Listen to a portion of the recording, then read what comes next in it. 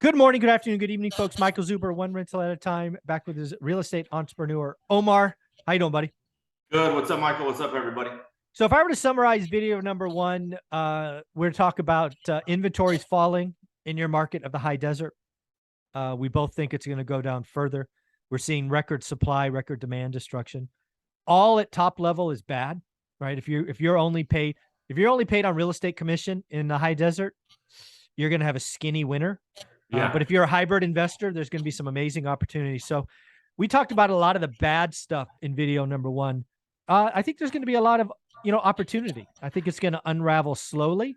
But as time goes by, opportunities will pick up. So let's talk about what you're seeing and feel free to ask any questions. Okay. So you starting or not? You go first. You're the guest. So what I'm seeing, in a sense of, let's start with the bad. Okay. Because good, we can always figure it out, but let's start with that bad. The lack of underwriting a deal is something that's going to hit everybody pretty hard, especially if you're the investor and you're flipper, and this is what we're talking about. Even if you're an agent, that the communication skills with that seller, the unrealistic prices that you might actually give that seller because you want a fucking listing, that's something that is the bad avenue, because you're not only sell that property, I'm talking to the agents that take the overpriced listing, okay? And sometimes you make mistakes, but you got to make that adjustment and let them know, hey, you got to drop a 20K to even have something going on, right? But then if we're going to be talking about the investor side of it, your ARV needs to be so damn conservative right now in a depreciating market. Okay, not appreciating, not stagnant, depreciating. You're probably needing to be about 85%, maybe 85% of ARV conservatively to give you, to give you enough room. So 3 months from now, when you go to sell the property, it's now exactly the median, or now it's exactly like you're blending in. So imagine if you would have went 95% of ARV, you'd be negative 3-4 months from now, let alone this interest rate hike. We just talked about it, that the transactional side of real estate is going to slow the F down big time. You said a 50% decrease. Well, the bad side of all of this is there's going to be a lot of newer investors that aren't as savvy, that don't have enough reserves. Yeah. We're going to see them go. And if anything, we're going to probably see some people lose some money. Because, hey, I'm telling you, I've been doing this a while, and I'm going to lose I'm going to lose on 2 properties most likely, but it's okay, because I'd rather lose now versus $100,000 later. I'll lose the $10 or $15 or $20 or $30,000 now, right? It's part of the game. We talked about that one guy that had a bunch of properties that did not sell when he needed to sell, and he rode the market down, and he lost everything. You got to take the small L's sometimes. And you have to, and this part of it, and you'll do the good side of it, Michael. I mean, or add to the bad. But this bad side of where we're looking at, the buyers aren't going to be able to buy as much. So where are you getting the buyers from? Oh, and the investors that you're trying to wholesale to, have fun, because you locked them up too high as a wholesaler. Yeah. So that's something that I'm seeing. And, please add some more, because I can go on and on about this stuff. Yeah. My current inclination about the housing market is it's going to be frozen, nuclear winter, whatever you want to call it, until March. So as a real estate investor, specifically flippers, I want you to run numbers that you may hold your inventory till March, April, or June. So for most of you, that means your holding cost is 2x what you think. I want you to think about that. So again, I think we go until next selling season, which for most of the country starts in March or April. Winter is going to be bad, Omar. Interest rates are going up a lot faster. We're going to get more and more negative headlines about jobs. You have to stay below the median. You have to reduce inventory. You got to get tight. I'm not saying don't flip by any means. I'm just saying flip the 1, the 2. Also, as a flipper, I think you should realize that you might get lucky. I would actually change all of my marketing today. If I had a flip that was on the market today, I hope people are hearing me. If I was a real estate agent and only did listings, I would change my marketing today. Today, I would market only to FHA and VA buyers. I would put it in the description. I would sell up that. I would, that's all I would market to. FHA and VA buyers have been ignored for 2 years. You might find a FHA or VA buyer who has a 3.5% down that can still get in. Oh, let me add something. Go ahead. Can I add something? This is something where you will, as a flipper in California, and I think it's nationwide, there's that flip rule that you cannot sell to an FHA buyer for 90 days. Okay. Yeah. They have to, you got to figure out a way. See, it's got to be seasoned. You got to figure out a way to get them to a conventional side of it. Otherwise, if you market to FHA, VA, you're good to go. There's no flip rule there. Conventional either. But FHA, which is probably 90% of buyers out there, right? You might give them closing costs and all that good stuff.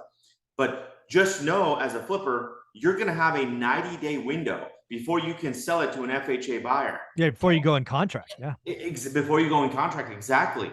That's something that I'm faced with right now. But and you're funny when you're talking about the FHA and VA side of it. It's they'll pay more money, but you're kind of put yourself in a little area here where 90 days from now, that house ain't the same. Yeah, that, and again, this is scary. This is why I'm talking about holding time.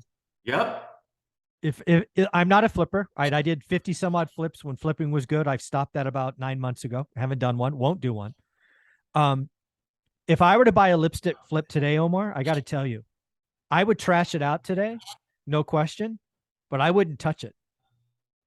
I would not do the remodel until I could deliver it, because I would rather it sit dumpy, vacant, than perfect. I don't want to invite break-ins to a clean, fully remodeled house. I would delay the remodel for 30 days, and I would start the remodel at day 35 or day 37 or something like that. That way, when we're done, we go right to market. And you attract the FHA buyer.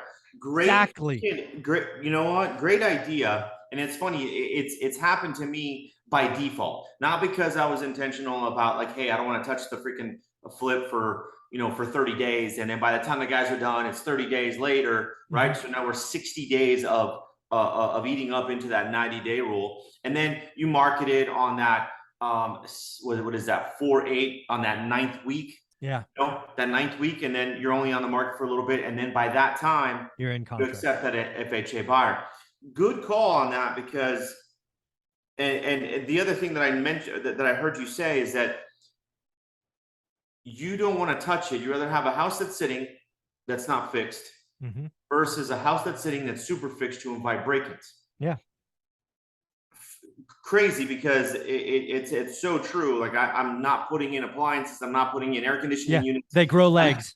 Until I'm in contract right before they need to sign off. Now my next question about the good side of this here, good side of the FHA VA side. If you're gonna flip something, if you're in there minimal, I'm talking about 15,000, 20K and under, mm-hmm. for repositioning, mm-hmm. just quickly. Mm-hmm. Those are, to me, in my area, those are the ones that are probably going to sell the fastest, because you're not buying a complete gut. Yeah. And you're still buying them at a decent price. All you're doing is literally taking your 20K, putting it in the property, and you'll double that 20,000, because now you're still under the median home price. Yeah, you've got to be really careful. I am very scared with just how cold this winter is going to be, because I think what you're telling me there is, hey, I go buy a 500 house for 300, I spend 20, I'm in at 320, I sell for 420. After transaction costs, I make 50 grand. I'm just making these numbers up. 100%.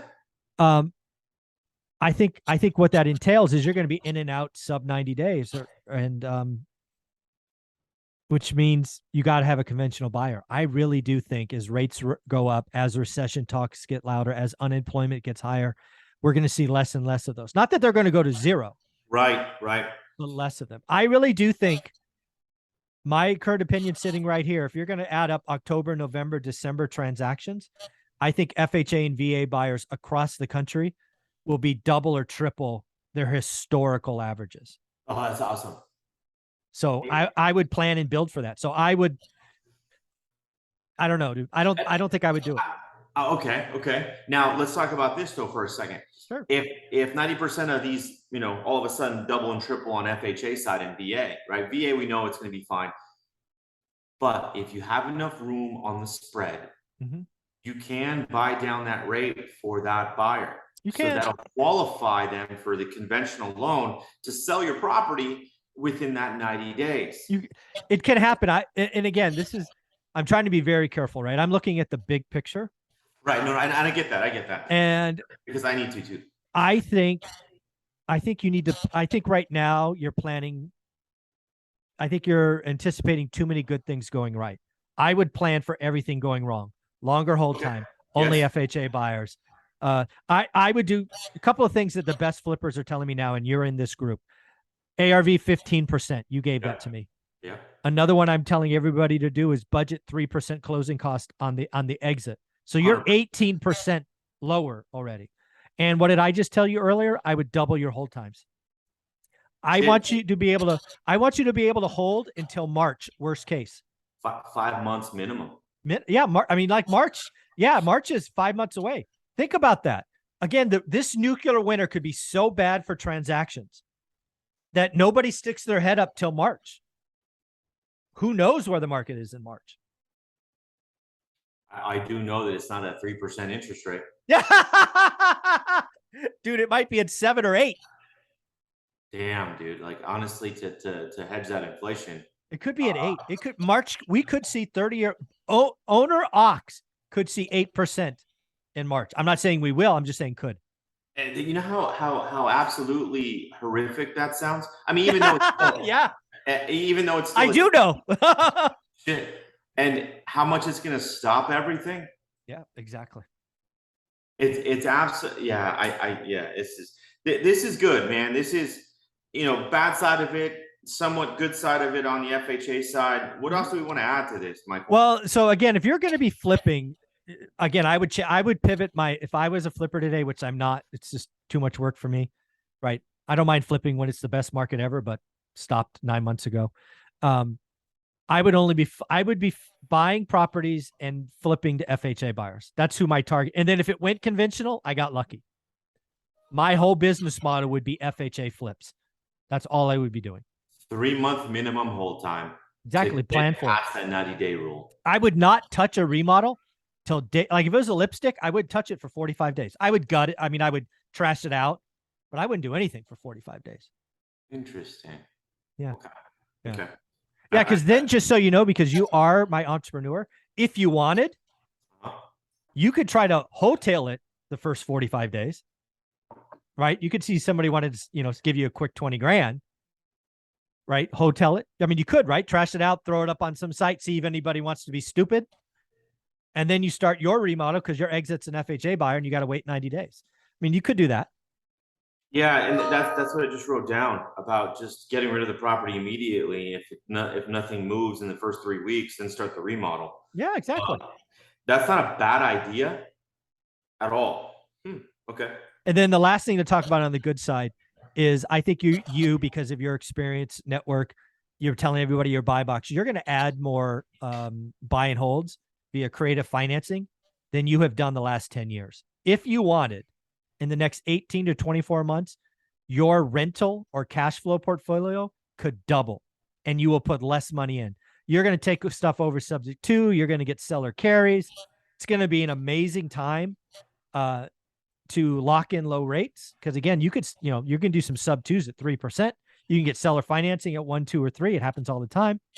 A lot of upside for buy and hold, but you got to find motivated sellers and build those relationships. 100%. And that's something that we're going to be discussing. Shit, man, we can end up getting another 10, easy. I'd say 10 more doors. There you go. With creative financing. Maybe I'll make it a point to only do creative financing for the next buy and holds. I think that's the right answer. Yeah, let me just reiterate that. I am only adding portfolio to Olivia and I's portfolio with creative financing. Seller second, seller carries, You something. You just said it. Yep. Now, okay, that makes great sense. So, in closing, with good, bad on where the market's going and what people should do, give them some advice, Michael, and then I'll do the same. Yeah, what I would tell people to do is the market's going to get bad at the macro level. But if you're a real estate investor at the micro level, ignore the noise. Your job is really simple. It doesn't change. Get a buy box. I call it focus. Look at it every day. Learn what average is, and then only do great deals. It takes time. It takes discipline. If you sit on the sidelines and do nothing, shame on you. Shame on you. That's my feedback. Yeah, pretty solid. I'm here taking notes, man. So, which I always do. Yeah, the way this market is, this market's going to either spit you out, or it's gonna make you, because you develop your skills in a recession type of industry right now. And what we're seeing, and you haven't even seen anything yet, these agents that if they stay around, the agent that just got their license 2 years ago, 36 months ago, that means you probably earned your stripes, and you understood, and you're paying attention to people like us to understand what your next move is. I did right on here, only do great deals, and I'll punch myself in the face first because I have done a couple of good deals. And I've said it to myself and to Michael, it's not even good and great deals anymore. It's only great deals. And that great deal, immediately, we just went over the numbers of 18%, plus now you're going to add double the holding cost. So you might need to be at about 25. I want to say 25 to 30% of ARV. So you have to be at about 70%. A lot of people aren't going to be. I mean, there'll be some people that do sell at 70%, but if you know these numbers, you can probably get some deals at 65%. You're going to be okay. Yeah, you'll be okay. But just so it's a rule of thumb, 65 to 70%, you're going to be clear. 75%. It's a little stretch. Why? Because the market's not doing this anymore. Yeah. The market's not bailing you out.